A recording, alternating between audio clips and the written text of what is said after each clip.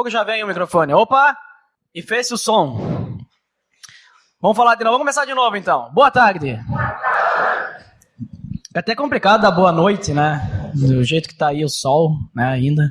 Esse calor também, né? Começou o verão atrasado, mas deve ter começado agora, né? Acho que foi. Agora sim. Hoje eu vou iniciar, então, uma série de estudos, já que estamos iniciando o ano 2016. E já estamos na metade de janeiro, então tá passando rápido já o ano. Quando a gente vê, já é dezembro, né? Então vou iniciar uma série de estudos falando sobre a declaração de fé. No caso, das declarações de fé de todas as alianças bíblicas que existem no mundo. E todas têm uma declaração de fé igual. Mas o que é uma declaração de fé? Por que a gente precisa ter? Qual que é o propósito da declaração de fé?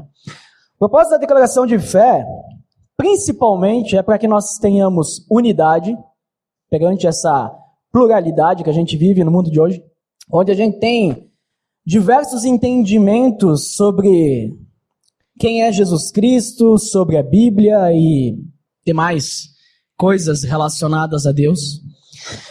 Também para que a gente possa conservar uma pureza na doutrina e também a gente possa caminhar na mesma direção, que a gente tenha o mesmo caminho, o mesmo foco, todos possamos andar no mesmo caminho. E para quem não é membro da Aliança Bíblica ainda, a Aliança Bíblica ela possui uma declaração de fé onde nós temos 12 mais 2, né? 12 pontos que são citados. Como a gente tem 12 meses no ano, então nós vamos ver durante todo esse ano todos esses pontos, exceto o mês que vem, mas vai ter um mês que nós vamos ver 2 pontos então.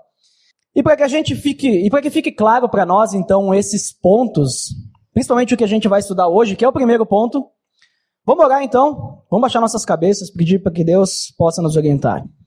Senhor Deus, no nome do teu Filho Jesus, eu te agradeço por esse dia e também por esse momento em que nós podemos nos reunir como igreja. Que o Senhor possa estar falando nos nossos corações e também falando através de mim sobre esse primeiro ponto da nossa declaração de fé. Que apenas a verdade seja dita, Deus. Em nome de Jesus. Amém. Quem é que sabe qual que é o primeiro item da declaração de fé? Alguém chuta? Alguém? Eu vou entregar para vocês então. O primeiro item é a bibliologia. Então, durante essa série de estudos, nós vamos ter alguns termos teológicos. Mas eu vou tentar ao máximo evitar esses termos teológicos, para que a gente tenha algo mais simples, para que a gente tenha algo mais direto, e principalmente entender o que isso é importante na nossa vida. Então, o que é a bibliologia? A bibliologia, ela é um dos campos da teologia sistemática. Agora eu compliquei um pouco mais, né? O que é a teologia sistemática? A teologia sistemática é um tipo de teologia, para simplificar, em que a gente pega toda a Bíblia e a gente vê o que toda a Bíblia fala sobre um ponto específico. Então, na bibliologia, a teologia sistemática se ocupa de estudar a Bíblia, desde a origem, desde a estrutura da Bíblia, sobre como ela é dividida, quais são os livros que compõem a Bíblia, como que ela foi formada, sobre a inspiração da Bíblia, sobre a questão histórica e tudo isso. Então, em outras palavras, resumidamente, para a gente facilitar e não ter que lembrar de tudo isso, a bibliologia é o estudo da Bíblia.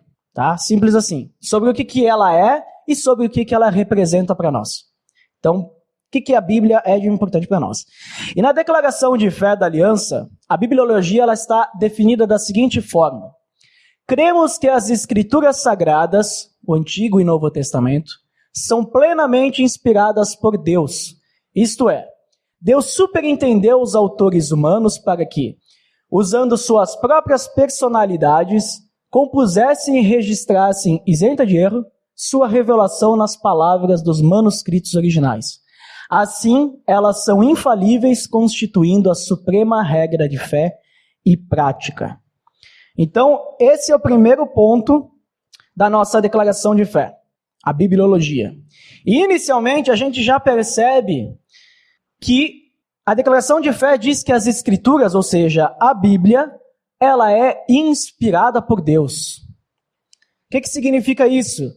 Que apesar de pessoas como nós, como eu, como vocês, como qualquer pessoa que está por aí, ter escrito as palavras que estão na Bíblia, As palavras que estão escritas aqui, elas foram escritas conforme a vontade de Deus. Não tem nada que está escrito aqui, segundo o que a gente acredita, que não seja a palavra de Deus. E a própria Bíblia, ela fala sobre isso. Vamos abrir lá em 2 Timóteo. 2 Timóteo 3, 16 e 17. Vamos lá então. Toda a Escritura é inspirada por Deus e útil para o ensino, para a repreensão, para a correção e para a instrução na justiça, para que o homem de Deus seja apto e plenamente preparado para toda boa obra. Então aqui Paulo está falando que toda a Escritura é inspirada por Deus e útil para diversas coisas que ele cita ali. Ele está falando que talvez alguns versículos ou alguns textos, não, ele está falando que toda a Escritura. E quando ele escreveu essa carta e disse que toda a Escritura é inspirada por Deus, a palavra Escritura provavelmente ele estava citando o Antigo Testamento. Por quê? Porque não tinha o Novo Testamento ainda, ele estava escrevendo ainda, certo? Os evangelhos estavam andando de um lado para o outro, as cartas dele estavam andando de um lado para o outro, então provavelmente ele estava citando a lei. E ele está dizendo que tudo é palavra de Deus, apesar dos agentes humanos, como a gente viu, terem escrito aquelas palavras. Outro texto interessante que fala sobre isso, que a própria Bíblia comenta, é 2 Pedro. A gente pode ir alguns livros para frente. 2 Pedro, capítulo 1, versículos 20 e 21, diz assim: antes de mais nada, saibam que nenhuma profecia da Escritura provém de interpretação pessoal, pois jamais a profecia teve origem na vontade humana, mas homens falaram da parte de Deus, impelidos pelo Espírito Santo. No versículo 19, Pedro, ele incentiva os leitores dessa carta a prestarem atenção nas profecias das Escrituras, as profecias que estavam presentes lá, para depois ele demonstrar que a personalidade dos profetas, a vontade humana, não foi a base daquelas Escrituras. Elas estavam presentes, mas só que a origem, a fonte de inspiração, a base de tudo, nunca foi o homem. Nunca foi aquele profeta que escreveu. A base de tudo sempre foi a ação do Espírito Santo de Deus através daquelas pessoas, que foi exercida de formas que não são explicadas nesse texto e talvez em nenhum lugar da Bíblia. A gente não sabe como é que o Espírito Santo agiu, mas não provém de interpretação humana. Então nós temos visto que a Bíblia, ela prova a inspiração do Antigo Testamento, porque o Novo ainda não estava escrito. Mas será que Paulo e Pedro, quando falavam dessas coisas, eles também estavam citando o Novo Testamento? Será que eles estavam citando já as cartas um do outro? Eles já estavam citando, digamos, os evangelhos? Já estavam citando, talvez, que a palavra de Deus também estava nos escritos que estavam sendo escritos naquele momento? Será que a Bíblia ela tem alguma citação cruzada para nos demonstrar isso? Nós podemos ver logo ali, em 2 Pedro, um capítulo à frente, capítulo 3, versículo 16, em que a Bíblia é colocada lado a lado. Quer dizer, o Novo Testamento é colocado lado a lado com o Antigo Testamento. Quando a gente vê que Pedro escreve assim: ele escreve da mesma forma em todas as suas cartas, falando nelas desses assuntos. Suas cartas contêm algumas coisas difíceis de entender, as quais os ignorantes e instáveis torcem, como também o fazem com as demais escrituras, para a própria destruição deles. Aqui Pedro está citando quem? Está citando Paulo. E ele está falando que Paulo, as cartas de Paulo, o que Paulo escreveu, é tão difícil de entender quanto qualquer outro tipo de escritura. Que os ignorantes, ou seja, aqueles que não entendem as escrituras ou que não têm o Espírito Santo, a gente vai ver sobre isso mais adiante, eles não conseguem entender nem o que Paulo escreve, tanto quanto não conseguem entender as escrituras que aqui ele cita o Antigo Testamento. Então a gente percebe Pedro falando que o que Paulo escreve vem da mesma fonte que os escritos dos profetas. O que Paulo escreve é inspirado por algo que não é humano, ou seja, o Espírito Santo. 1 Timóteo 5,18 também faz uma referência entre Antigo e Novo Testamento, 1 Timóteo, capítulo 5, versículo 18, diz assim: Pois a Escritura diz, não amordace o boi enquanto está debulhando o cereal, e o trabalhador merece o seu salário. Percebam que aqui Paulo está escrevendo e dizendo que a Escritura diz. Ele não diz as Escrituras, ele diz a Escritura. E ele primeiro cita uma passagem de Deuteronômio 25:4, dizendo, não amordace o boi enquanto está debulhando o cereal. Depois ele coloca uma vírgula e coloca um e. Ou seja, ele não está botando um ponto final e dizendo que, tem outro escrito em qualquer lugar. Ele está colocando junto com aquilo que ele diz, a Escritura diz. E ele diz o quê? O trabalhador merece o seu salário. E aqui ele está citando o que Jesus falou, em Lucas 10:7. Ele está falando o que está nos evangelhos. Uma palavra de Jesus colocada lado a lado com uma palavra da lei. Isso nos demonstra que a Escritura, que Paulo cita tanto nas suas passagens, também lá em 2 Timóteo, é tanto a lei quanto o que Cristo fala. É tanto a lei quanto o que a gente tem hoje como Novo Testamento. E esse texto, esse versículo em especial, eu considero ele também muito importante pelo sentido que, na época, e para nós hoje também, demonstra que Cristo realmente ele veio para cumprir a lei, porque ele é colocado lado a lado com a lei. O que Cristo fala também é, digamos assim, lei, né? Então, Cristo ele veio para cumprir a lei e para a época, eu acredito que foi bem complicado para Paulo ter escrito uma coisa assim. Mas vamos voltar aqui e continuar aqui. Então, a gente percebe o nosso primeiro ponto da declaração de fé, no primeiro item, a questão da autoridade das Escrituras. A Bíblia, ela realmente é a palavra de Deus. Toda a Bíblia, ela é inspirada por Deus, apesar de ser escrita por pessoas como nós. Então, a gente entende que ela é aquilo que a gente pode receber como palavra de Deus. Isso é o que a Bíblia tem, a gente tem lido na Bíblia falando sobre ela mesma, mas a Bíblia ela também se demonstra como palavra de Deus. Vamos abrir em 1 Coríntios, capítulo 2. No capítulo 1, eu já falei aqui em outros momentos sobre o início de 1 Coríntios.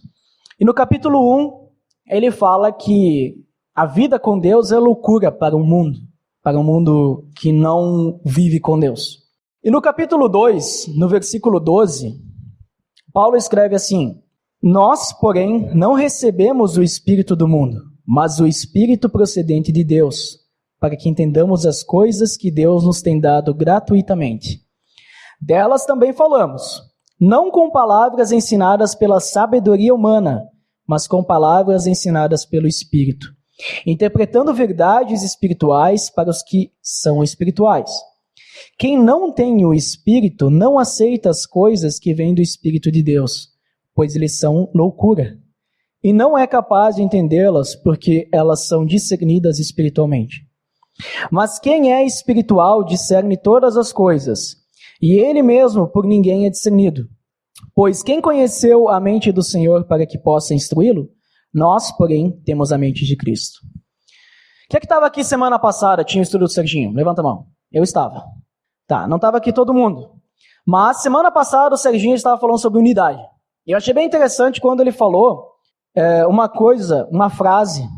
Eu não lembro exatamente as palavras dele, mas ele quis dizer mais ou menos isso, que só pode ser considerado cristão quem tem o Espírito de Cristo. Só pode ser considerado cristão quem tem no coração Jesus Cristo. E esse texto que a gente leu aqui, ele também, se eu não me engano, ele usou. E esse texto diz que a gente só consegue entender a palavra de Deus através do Espírito Santo. Sem o Espírito Santo, a gente não consegue entender a palavra de Deus.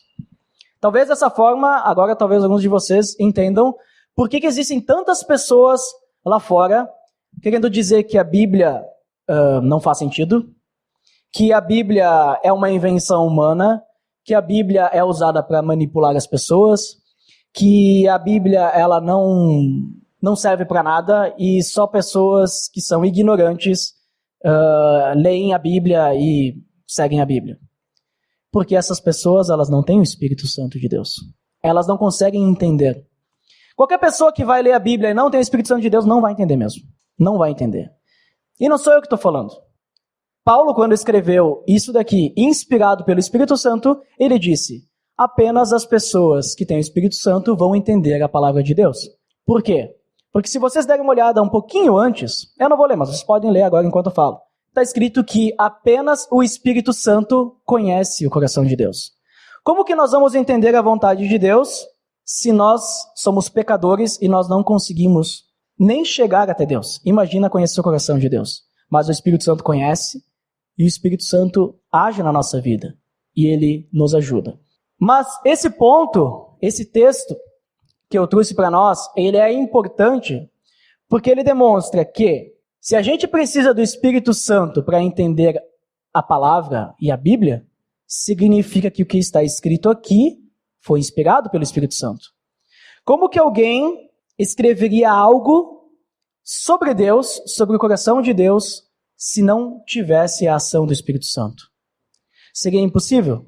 Por isso que eu entendo que quando eu vejo que a Bíblia é a palavra de Deus, se nós não cremos que a Bíblia é a palavra de Deus, ou se nós pensamos assim, por exemplo, tem esse versículo aqui, esse versículo aqui deve ser, é o autor que escreveu esse ponto aqui, não é a palavra de Deus. Nós não temos como acreditar em Deus, porque a Bíblia toda é a palavra de Deus. Da mesma forma, se nós desobedecermos a Bíblia, nós estamos desobedecendo a Deus, porque a Bíblia é a palavra de Deus. Outro ponto importante dentro da autoridade das Escrituras sobre nós é a questão da inerrância das Escrituras. Esse é um termo que os teólogos gostam de usar. Mas significa o quê? O que é esse termo? O que significa?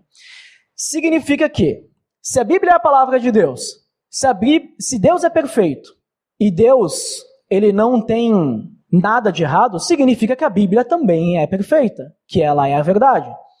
Então, na Bíblia, ela não pode ter contradições na sua essência, muito menos falácias.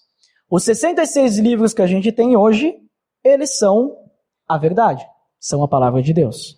Então, significa, como a gente vê na nossa declaração de fé, que ela é isenta de erro.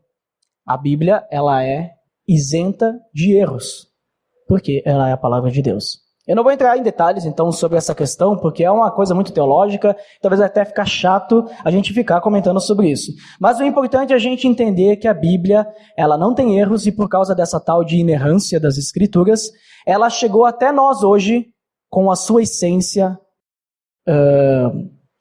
Esqueci da palavra, mas ela chegou até hoje com a sua essência aqui para nós podermos ler ela. Ela não se perdeu aquilo que Deus queria que a gente soubesse. Após todas as guerras, após todas as destruições de bibliotecas, queimas de livros, a Bíblia ela permanece intacta, ela permanece em nossas mãos e ela chegou até nós para que a gente pudesse ter a palavra de Deus. Isso só demonstra mais ainda que ela realmente é a palavra de Deus e o poder de Deus. Para de tantos anos até hoje ela estar aqui na minha mão e eu poder estar lendo ela para vocês. Com base nisso, a gente pode se apoiar então na Bíblia para termos um relacionamento com Deus. Porque a gente sabe que ela tem a vontade de Deus e ela não tem erros. Ela é a própria palavra. E ela também é clara. Muitas vezes eu vejo as pessoas dizer: eu não leio a Bíblia porque eu não consigo entender a Bíblia. É muito difícil ler. Eu não consigo interpretar o que está dizendo. Bom, a gente viu já que a gente é capaz de ler a Bíblia porque a gente tem o Espírito Santo.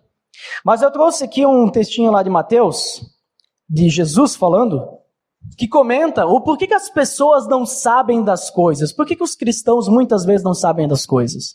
E isso Jesus ele fala diversas vezes nas passagens que ele está presente, que ele está falando com seus discípulos e com outras pessoas.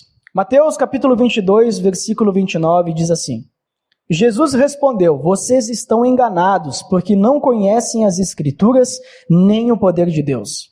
Vocês estão enganados porque vocês não conhecem o quê? As Escrituras. Para conhecer as Escrituras a gente precisa do quê? Ler. Não é só saber que a Bíblia existe, não é isso conhecer. Uma vez eu estive aqui falando, como é que tu faz para conhecer alguém? Tu precisa se relacionar com a pessoa, não é? Então, para nós conhecermos as Escrituras, nós precisamos nos relacionar com as Escrituras, nós precisamos ler as Escrituras. Mas o que Jesus está falando aqui? Ele está falando com os saduceus. Eles queriam pegar uma peça em Jesus, eles queriam colocar Jesus numa cilada. Só que Jesus, ele é mais, digamos assim, leitor das Escrituras, né? Ele conhecia as Escrituras mais que os saduceus. E ele diz assim, olha, vocês estão querendo falar isso, vocês estão enganados porque vocês não leem. Vocês não leem. Que se vocês lessem, vocês saberiam que o que vocês estão me pedindo não faz sentido. Então, ele cita em diversas passagens, vocês nunca leram as Escrituras, vocês não sabem porque não leem, vocês não conhecem. Então eu entendo que a gente precisa ter uma sede de leitura da Bíblia. E nós precisamos ter essa sede junto com o Espírito Santo para que ele nos ajude a entender. Porque sozinho não adianta. Você pode ter PhD em teologia, você não vai entender o que Deus quer falar para ti através da Bíblia. Nós temos muitos teólogos hoje que são ateus. E é desses caras que surgem as heresias. Porque uma pessoa que ela tem um relacionamento com Deus, um bom relacionamento com Deus, que ela é fiel, ela interpreta a Bíblia através do Espírito Santo. E eu tenho certeza que não vai sair besteira da boca dessa pessoa. Então, nós precisamos do Espírito Santo porque a palavra de Deus ao mundo é loucura. Muito bem. Outro ponto que eu vejo através das Escrituras, da Bíblia, para nós aplicarmos em nossa vida é a necessidade. Ela é uma necessidade para nós porque nós precisamos dela para conhecer o Evangelho. Vamos abrir lá em Romanos, capítulo 10, versículos 13 até o 17. Paulo, em sua carta aos Romanos, que a igreja em Roma estava passando por umas dificuldades lá, porque tinha uns caras chamados judeus e uns chamados gentios, ou seja, não judeus, eles não conseguiam entrar no consenso, então Paulo escreve o seguinte, sobre a questão de Israel, né? Versículo 13. Porque todo aquele que invocar o nome do Senhor será salvo. Isso nós já sabemos, certo? Nós vemos no abismo ligado, quem já fez o abismo ligado sabe que um dos 3 pontos para atravessar a ponte é nós confessarmos da nossa boca que Jesus Cristo é o nosso Senhor e Salvador. Certo? Muito bem. Então Paulo diz isso. E ele continua. Como, pois, invocarão aquele em quem não creram? E como crerão naquele de quem não ouviram falar? E como ouvirão se não houver quem pregue? E como pregarão se não forem enviados? Como está escrito, como são belos os pés dos que anunciam boas novas. No entanto, nem todos os israelitas aceitaram as boas novas, pois Isaías diz, Senhor, quem creu em nossa mensagem? Consequentemente, a fé vem por se ouvir a mensagem, e a mensagem é ouvida mediante a palavra de Cristo. Mas, até aí, aqui Paulo, ele está nos dizendo que a gente precisa da Bíblia. A gente precisa da palavra de Deus para conhecermos quem é esse Deus. Quem é esse Jesus? Quem é esse cara que morreu na cruz? Por que ele morreu na cruz? Então nós precisamos porque a fé vem por se ouvir a mensagem. Que mensagem? O Evangelho. O que significa Evangelho? Boas novas. Então nós precisamos da Bíblia para falarmos. Tanto que, quando a gente fala de Jesus para as outras pessoas e a gente vai passar o abismo ligado, o que a gente usa como base? A gente usa a Bíblia, certo?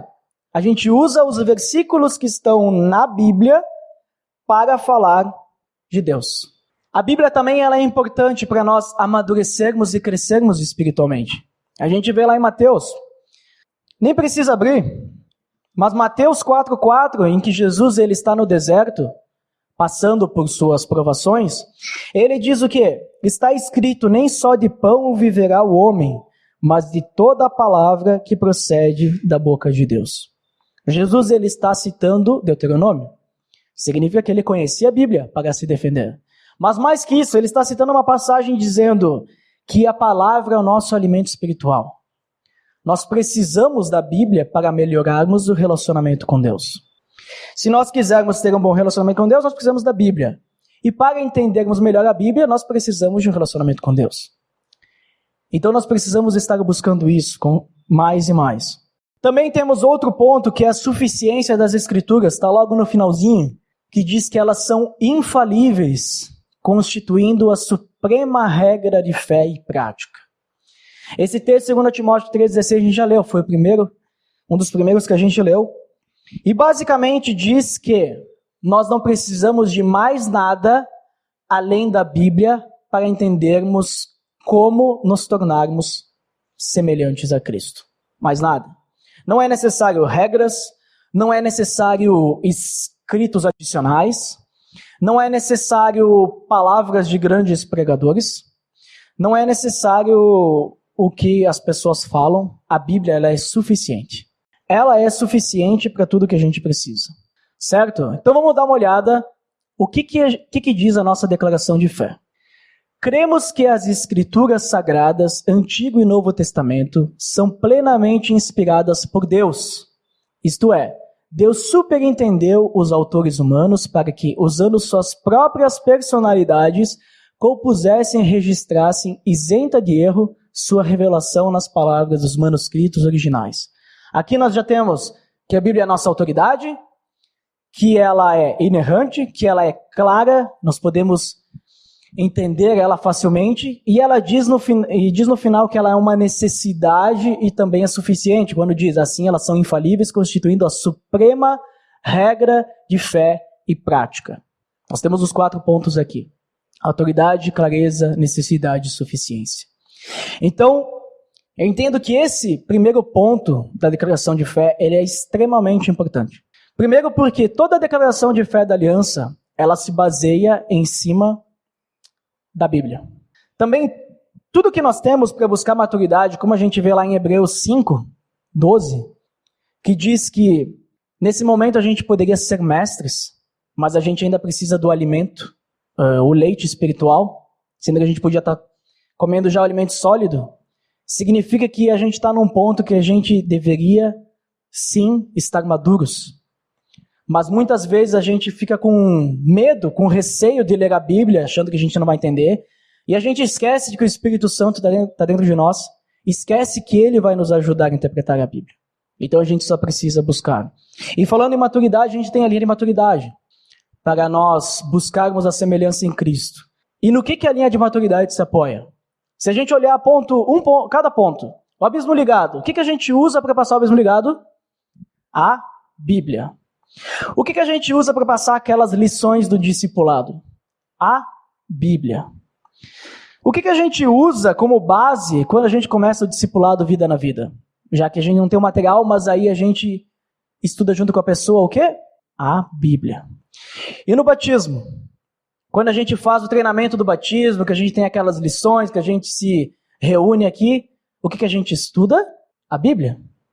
E durante o ministério que a gente vai servir uns aos outros, a gente vai servir com base no quê? Com base na nossa própria vontade? Com base naquilo que as pessoas nos falam? A gente serve com base no que a Bíblia diz que a gente tem que servir ao próximo. Servindo com amor, servindo com uns aos outros, em união, tendo comunhão. Então a Bíblia, eu vejo que esse ponto, o primeiro ponto, a bibliologia, ele demonstra que a Bíblia é tão importante para nós, que muitas vezes a gente não valoriza ela, a gente não valoriza a palavra. A gente acha que, sim, eu não preciso ler, porque eu vou lá no domingo e aí vão falar para mim da Bíblia. Eu não preciso ler porque eu vou ir no célula e aí vão dizer um versículo para a gente ler e a gente vai estudar aquele versículo. Eu não preciso estudar a Bíblia porque eu faço meu devocional diário, e o devocional diz que tem um texto lá para mim ler, eu leio, e daí depois tem uma explicação do texto. Gente, isso não é estudar a Bíblia. O estudo da Bíblia é que a gente tem que se aprofundar. Isso é a gente ter comunhão e aprender juntos com uns aos outros. Mas o estudo da Bíblia, que a gente vai se aprofundar, que a gente realmente vai ter um relacionamento com Deus, que a gente vai ver o que Deus quer dizer só para mim e não para todo mundo, a gente tem lendo a Bíblia diariamente. Pegando a Bíblia e lendo mesmo. Daqui a pouco, se tu tem dificuldade em pegar um livro e começar a ler, então faz o seguinte, quando vem no domingo ou no célula, tem um versículo que é falado, certo? Sempre, um versículo pelo menos vai ter. Sempre. Então pega aquele versículo e dá uma olhadinha. Por exemplo, a gente falou hoje de 2 Timóteo 3, 16 e 17, que diz que toda a Escritura é inspirada por Deus. Então anota esse 2 Timóteo 3, 16, 17. Fala o seguinte, lê 1 Timóteo 1, 2 e 3. E vê o que está querendo dizer tudo isso. Eu tenho certeza que se você realmente toma uma decisão com Cristo, se Cristo vive dentro de ti, tu vai conseguir entender o que Deus está querendo te dizer com aquilo lá. Eu tenho certeza. Porque o Espírito Santo nos ajuda a interpretar a Bíblia. Certo? Então leiam. Não estou dizendo que a gente não tem mais que vir no domingo, não estou dizendo que a gente não tem mais que estudar a Bíblia no célula. Sim, a gente tem, porque isso faz parte do nosso relacionamento uns aos outros. Enquanto uma pessoa ela tem dificuldade de entender alguma passagem, outra pessoa vai poder ajudá-la naquilo. E muitas vezes não explicando o que o versículo diz, mas explicando, eu já passei por essa situação que está falando aí. E nós podemos nos ajudar mutuamente. Mas a gente precisa também crescer no conhecimento. Aqui no domingo a gente tem uma carga de conhecimento, mas uma vez por semana não é suficiente. Uma vez por semana é muito pouco. A gente precisa ler todos os dias. Seria bom se a gente tivesse um estudo todos os dias, mas seria bom se vocês ouvissem o estudo também e fossem buscar mais. Porque 40 minutos aqui, que normalmente é o que eu falo, 35, 40 minutos, é muito pouco do que a Bíblia tem para nos falar. Então busquem ler a Bíblia. Se tiver dificuldade em algum ponto, converse com uma pessoa que talvez já estuda a Bíblia há mais tempo. Converse com essa pessoa e diga, eu estou com dificuldade de interpretar aqui em Romanos 10, o que ele está querendo dizer com todo aquele que invocar o nome do Senhor será salvo. O que é invocar? Não estou entendendo esse negócio. Será que é só falar mesmo? É só fazer uma oração? Ou tem mais que isso? Né? E daí vocês dois juntos vão poder ler todo o capítulo, daqui a pouco ler mais e poder entender realmente, porque o Espírito Santo de Deus vai ajudar vocês. Então é esse apelo que eu faço para vocês, que vocês leem e estudem, porque a nossa declaração de fé diz que a Bíblia ela é totalmente inspirada por Deus. E ela é suficiente, além de ser clara, ser uma necessidade e não ter erro nenhum. E eu deixo para vocês a palavra do salmista, em Salmo 119, 11, que diz, guardei no coração a tua palavra para não pecar contra ti. Que nós possamos guardar então a palavra de Deus no nosso coração para não pecar contra ele. Porque só com a palavra de Deus a gente vai saber qual é a vontade de Deus e dessa forma evitar aquilo que desagrada a Deus. Vamos orar? Senhor Deus, em nome do teu Filho Jesus, te agradecemos, Senhor, pela Bíblia, pelas Escrituras, Deus, que nós temos hoje em nossas mãos, no papel, no meio eletrônico, diversas formas, Deus, em diversas linguagens, mesmo que algumas diferentes das outras, algumas mais difíceis de interpretar, mas para isso, Deus, tu nos deixou o Consolador, tu nos deixou o Espírito Santo, que nos ajuda a entender a tua palavra, nos ajuda a entender o teu coração, Deus. Então, Senhor, nos ajude a buscar mais a Ti, buscar mais essa leitura. Nós sabemos que Tu se revela de diversas formas, mas uma das grandes revelações Tuas, Deus, é através da Bíblia, através da Tua palavra. Então que possamos estudar, Deus, a Tua palavra e entender como nos relacionarmos melhor contigo. Que possamos crescer, Senhor, espiritualmente e crescermos em maturidade para sermos semelhantes a Cristo. Em nome de Jesus que eu oro. Amém.